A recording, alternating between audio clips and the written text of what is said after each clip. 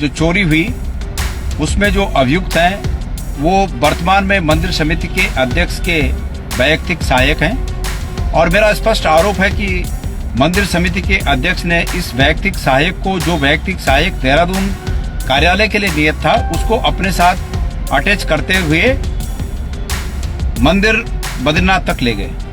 दोस्तों, क्या बद्रीनाथ धाम के चढ़ावा चोरी मामले में अब जांच निर्णायक मोड़ पर पहुंचती दिख रही है?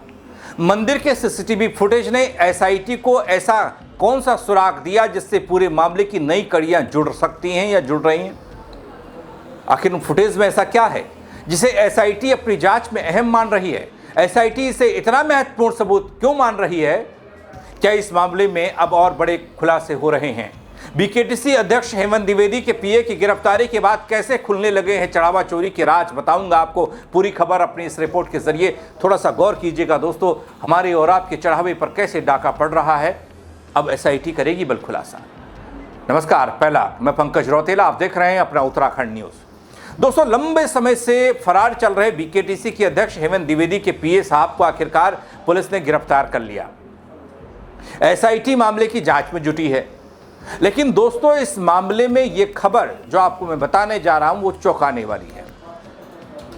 दोस्तों, आपको चौंकाने वाला नया खुलासा बताऊं उससे पहले थोड़ा सा मैं सियासी तस्वीर दिखाना चाहता हूं कि प्रदेश के मुख्यमंत्री पुष्कर सिंह धामी इस गिरफ्तारी, मंदिर से चंदा चोरी को लेकर क्या सोचते हैं, वो क्या कहते हैं और क्या कहते हैं कांग्रेस के प्रदेश अध्यक्ष गणेश गोदियाल इस ताजा घटनाक्रम को लेकर। अब सिलसिलेवार तरीके से इन दोनों के बयान पहले देखिए, फिर बताता हूं आगे की खबर। देखिए, उस पर हमने पहले दिन ही कहा था कि उस पर कोई भी क्षमा योग्य बातें नहीं है। उस पर जितनी सख्त से सख्त कार्रवाई होनी चाहिए वो सब होगी। कानून अपना काम करेगा, क्योंकि ये हमारे पवित्र स्थल हैं, हमारे सनातन के केंद्र है, आस्था श्रद्धा के केंद्र हैं। उसमें इस प्रकार का अपराध होना मैं समझता हूँ कि किसी भी कीमत पर कहीं भी क्षमा करने के योग्य नहीं है। जो चोरी हुई उसमें जो अभियुक्त हैं वो वर्तमान में मंदिर समिति के अध्यक्ष के वैयक्तिक सहायक हैं और मेरा स्पष्ट आरोप है कि मंदिर समिति के अध्यक्ष ने इस वैयक्तिक सहायक को, जो वैयक्तिक सहायक देहरादून कार्यालय के लिए नियत था, उसको अपने साथ अटैच करते हुए मंदिर बद्रीनाथ तक ले गए। बद्रीनाथ मंदिर में चढ़ावे की गिनती में उनका योगदान लिया गया, उनको लगाया गया उस काम पे। ये आरोप है कि इस आरोप से मंदिर समिति के वर्तमान अध्यक्ष बच नहीं सकते। मैंने अभी अभी सोशल मीडिया में मंदिर समिति के वर्तमान अध्यक्ष जी का एक वक्तव्य सुना और जिसमें उन्होंने मेरे पर तमाम कई आरोप उस समय के लगाए। एक बात तो यह है कि जो व्यक्ति स्वयं आरोपी हो उसके द्वारा अतीत के बारे में लगाए गए आरोप निराधार होते हैं। वो अपने बचाव के लिए दूसरों पर आरोप लगाता है, लेकिन उसके बावजूद उन्होंने आरोप लगाए हैं। ये मेरा काम है कि मैं इन आरोपों के बारे में कुछ कहूं। और उन्होंने साथ में ये भी कहा कि गणेश गोदियाल जी सार्वजनिक जगह पर आए और मेरे साथ डिबेट करें। मैं कल ठीक 12:30 बजे नियत समय पे तटस्थ जगह कहीं पर भी, भाई तटस्थ जगह कांग्रेस का कार्यालय भी नहीं हो सकता और बीजेपी का कार्यालय भी नहीं हो सकता, इसलिए तटस्थ जगह मैं उचित समझता हूं कि प्रेस क्लब जो है वो तटस्थ जगह है। तो मैं ठीक समय 12:30 बजे प्रेस क्लब में उपलब्ध रहूंगा और मैं आमंत्रित करता हूं वर्तमान अध्यक्ष हेमंत द्विवेदी जी को कि मेरे खिलाफ जितने भी आरोप उनके पास हैं उनको ले आए और मैं वहां स्वयं मौजूद रहूंगा। और उन्होंने ये इच्छा जाहिर की है तो मैं उनकी इस इच्छा को पूरी करूंगा। धन्यवाद। दोस्तों, सियासत एक तरफ, लेकिन ये मामला बड़ा गंभीर दूसरी तरफ। मामले की जांच कर रही एसआईटी और एसआईटी ने यह खुलासा किया कि उन्होंने सीसीटीवी फुटेज खंगालकर आरोपी की कई अवैध गतिविधियां पकड़ ली हैं। इनमें मंदिर से नोट, सोने चांदी के सिक्के, शालिग्राम शिला और केसर के पैकेट अवैध रूप से ले जाते हुए प्रमोद नौटियाल दिखाई दे रहे हैं।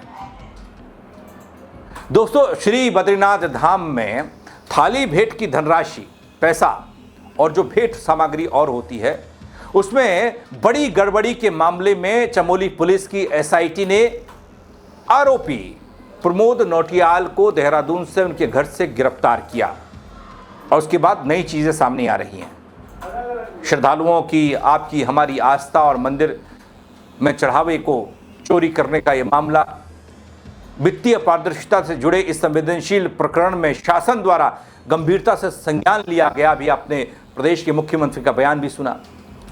इसके बाद दोस्तों जो पुलिस कार्रवाई कर रही है वो कहती है कि निष्पक्ष और गहन जांच सुनिश्चित करेंगे हम।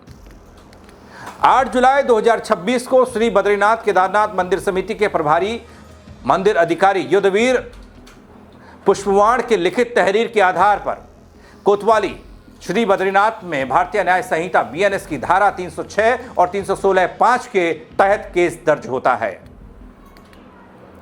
दोस्तों इस तहरीर में क्या कहा गया था, गौर कीजिए।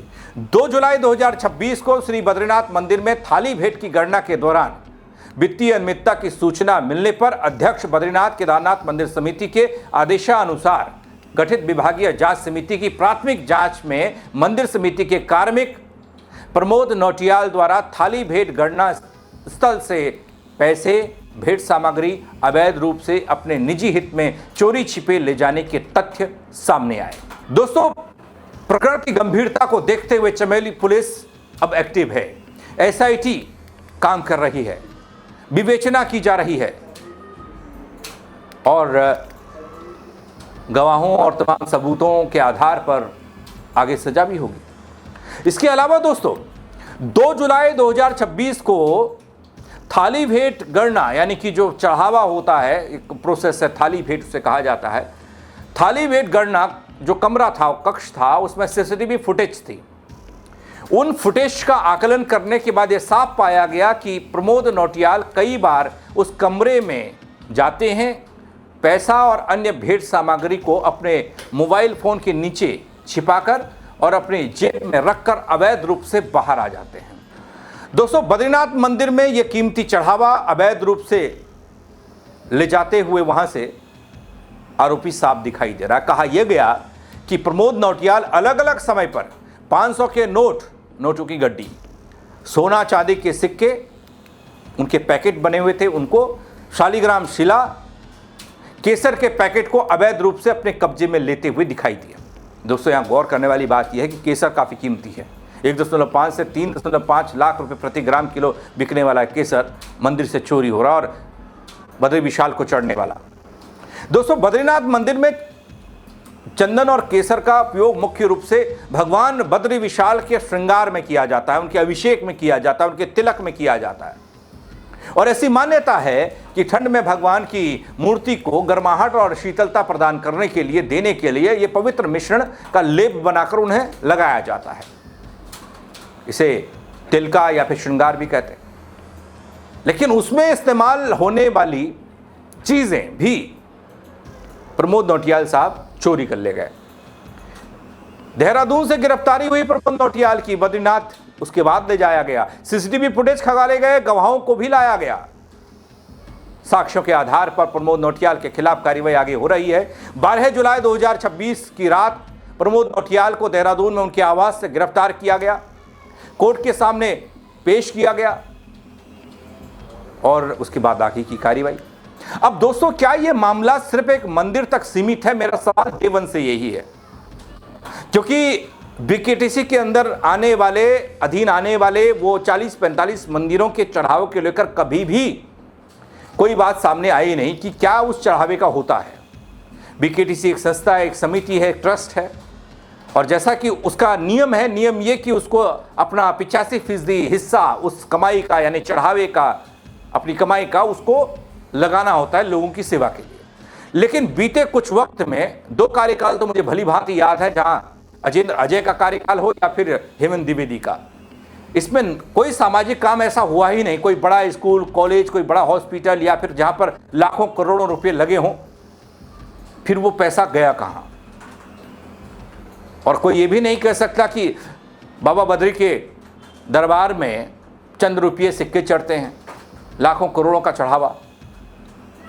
केदारनाथ में, यमुनोत्री में, गंगोत्री में, सब जगह ऐसी है। ऐसे तो कम से कम 47 मंदिर हैं बीकेटीसी के अंदर। कहीं लाखों होता होगा चढ़ावा, तो कहीं हजारों में होता होगा, कहीं सैकड़ों में होता होगा।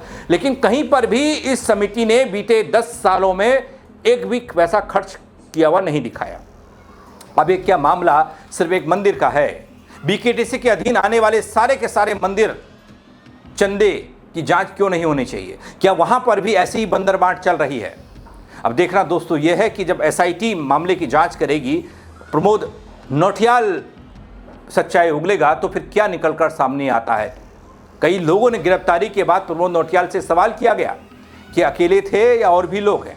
यह भी सवाल किया गया क्या आपने हेमंत द्विवेदी के कहने पर यह काम किया, लेकिन कुछ बोले नहीं। आगे क्या बोलेंगे वो भी बताऊंगा आपको। लेकिन अब तक के इस जांच पड़ताल और इस चंदा चोरी के मामले में और बीकेटीसी के अंदर आने वाले सारे के सारे मंदिरों की जांच नहीं होनी चाहिए क्या? चढ़ावे की जांच नहीं होनी चाहिए क्या?